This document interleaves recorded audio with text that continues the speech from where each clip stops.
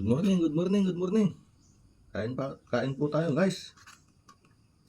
Saka samahan na rin natin ng coffee.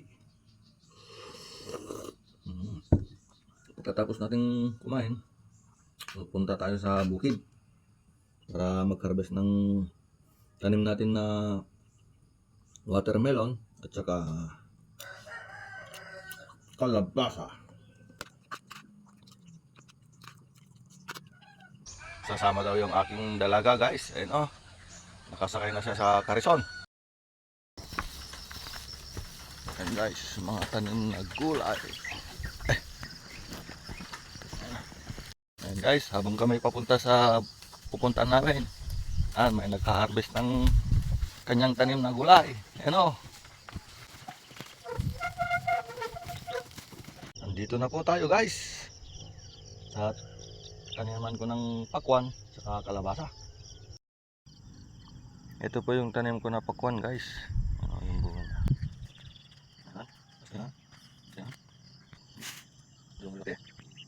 Sayang po yung isang bunga ng pakwan ko guys. Ito oh. Laki-laki pa naman. Kinain nila. Ano, sinira nila.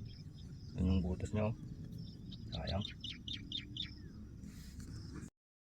Guys, mag-harvest din tayo ng tanim natin na kamoting larot. Ano?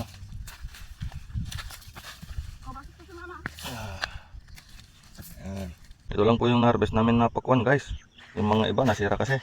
Ito, lalaki. Tapos yung bunga ng kalabasa. Bye bye. Thank you for watching.